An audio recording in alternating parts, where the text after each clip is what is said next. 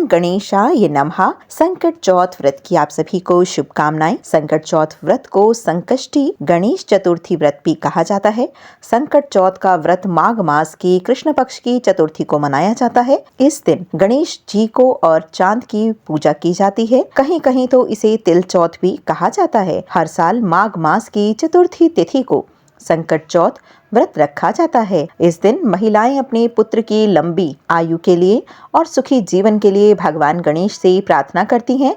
ये व्रत निर्जला रखा जाता है, यानी कि इसमें जल और अन्न कुछ भी ग्रहण नहीं किया जाता। साल में वैसे भी 12 संकष्टी चतुर्थी व्रत आते हैं, लेकिन सभी में माघ मास की कृष्ण पक्ष में आने वाली चतुर्थी का मास खास महत्व होता है। यह उपवास बिना व्रत कथा को पढ़े अधूरा माना जाता है और इसकी पहली कथा इस प्रकार है। बोलो गणेश भगवान की जय। एक समय भगवान विष्णु और माता लक्ष्मी जी के विवाह की तैयारियां चल रही थीं। इसमें सभी देवताओं को निमंत्रण भेजा गया, लेकिन विघ्नहर्ता भगवान गणेश को निमंत्रण नहीं दिया गया। सभी देवता अपनी पत्नियों के साथ विवाह में आए, लेकिन गणेश जी उपस्थित नहीं थे। ऐसा देखकर देवताओं ने भगवान विष्णु से इसका कारण पूछा। उन्होंने कहा कि भगवान शिव और माता पार्वती को निमंत्रण तो भेजा है, गणेश जी अपने माता पिता के साथ ही आना चाहें तो आ सकते हैं। हालांकि उनको 1.25 मन मूंग, 1.25 मन चावल, 1.25 मन घी और 1.25 मन लड्डू का दिन भर में भोग लगाना होता है। यदि वे नहीं आए तो अच्छा ही है, दूसरे के घर जाकर इतना सारा खाना पीना अच्छा भी नहीं लगता है। इस दौरान किसी देवता ने कहा कि गणेश जी अगर आए तो उनको घर की देखरेख की जिम्मेदारी दी जा सकती है। उनसे कहा जा सकता है कि आप चूहों पर धीरे धीरे जाएंगे तो बारात आगे चली जाएगी और आप पीछे रह जाएंगे। ऐसे में आप घर की ही देखरेख करें। योजना के अनुसार विष्णु जी के निमंत्रण पर गणेश जी वहां उपस्थित हो गए। उनको घर के देखरेख की जिम्मेदारी दे दी गई। बारात घर से निकल गई और गणेश जी दरवाजे पर ही बैठे थे। यह देखकर नारद जी ने इसका कारण पूछा तो उन्होंने कहा कि विष्णु भगवान ने उनका अपमान किया है। तब नारद जी ने गणेश जी को एक सुझाव दिया। गणपति जी ने सुझाव के तहत अपनी चूहों की सेना को बारात के आगे भेज दिया, जिसने पूरे रास्ते को ही खोद दिया। इसके पश्चात देवताओं के रथों के पहिए रास्तों में ही फंस गए। बारात आगे नहीं जा पा रही थी। किसी ने को समझ में भी नहीं आ रहा था कि यह क्या हो रहा है। तब नारद जी ने गणेश जी को बुलाने का उपाय दिया ताकि देवताओं के विघ्न को दूर किया जा सके। भगवान शिव के आदेश पर नंदी गजानन को लेकर आए। देवताओं ने गणेश जी का पूजन किया, तब जाकर रथ के पहिए गड्ढे से बाहर आए, लेकिन कई पहिए टूट गए थे। उस समय उनके पास में एक भी लोहार काम नहीं कर रहा था। उन्हें बुलाया गया। उसने अपना काम शुरू करने से पहले गणेश जी का मन ही मन स्मरण किया और देखते ही देखते सभी रथों के पहियों को ठीक कर दिया। उसने देवताओं से कहा कि आप सभी ने शुभ कार्य प्रारंभ करने से पहले विघ्नहर्ता गणेश जी की तो पूजा की ही नहीं थी, तभी ऐसा संकट आप पर आया है।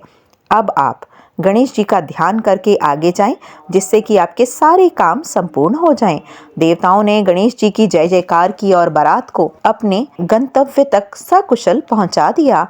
भगवान विष्णु और माता लक्ष्मी के विवाह संपन्न हो गया। बोलो गणेश भगवान की जय। दूसरी व्रत कथा। एक दिन माता पार्वती नदी किनारे भगवान शिव के साथ बैठी थीं। उनको चौपड़ खेलने की इच्छा हुई, लेकिन उनके अलावा कोई तीसरा नहीं था जो खेल में हार जीत का फैसला करे।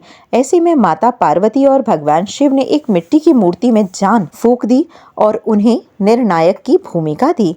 खेल में माता पार्वती लगातार 3 से 4 बार विजयी हुई, लेकिन एक बार बालक ने गलती से माता पार्वती को हारा हुआ और भगवान शिव को विजयी घोषित कर दिया। इस पर माता पार्वती बहुत क्रोधित हो गईं। क्रोधित पार्वती जी ने उसे बालक को लंगड़ा बना दिया। उसने माता से माफी मांगी, लेकिन उसने कहा कि शाप अब वापस नहीं लिया जा सकता, पर एक उपाय है। संकष्टी के दिन यदि आप यहाँ पर कुछ कन्याओं का पूजन करते हैं, उनसे व्रत और पूजा की विधि पूछना, वैसे ही व्रत और पूजा करना। माता पार्वती के कहे अनुसार उसने वैसा ही किया। उनकी पूजा से प्रसन्न होकर भगवान गणेश ने उनके संकटों को दूर कर दिया और वह बालक ठीक हो गया। बोलो गणेश भगवान की जय। तीसरी व्रत कथा। राजा हरिश्चंद्र के राज्य में एक कुम्हार था। वह मिट्टी के बर्तन बनाता, लेकिन वे कच्चे ही रह जाते। एक पुजारी की सलाह पर उसने इस समस्या को दूर करने के लिए एक छोटे बालक को मिट्टी के बर्तनों के साथ आवा में डाल दिया। उस दिन संकष्टी चतुर्थी का दिन था। उस बच्चे की माँ अपनी बेटे के लिए परेशान थी। उसने गणेश जी से बेटे की कुशलता की प्रार्थना की और दूसरे दिन जब कुम्हार ने सुबह उठकर देखा तो आवा में उसके सारे बर्तन पक गए थे, लेकिन बच्चे का बाल भी बांका नहीं हुआ था। वह डर गया और राजा के दरबार में जाकर सारी घटना बतलाई। इसके बाद राजा ने उस बच्चे को और उसकी माता को बुलवाया तो माँ ने सभी तरह की विघ्नों को दूर करने वाले संकष्टी चतुर्थी का वर्णन किया। इस घटना के बाद से महिलाएं संतान और परिवार के सौभाग्य के लिए संकट चौथ का व्रत करने लगीं। बोलो गणेश भगवान की जय।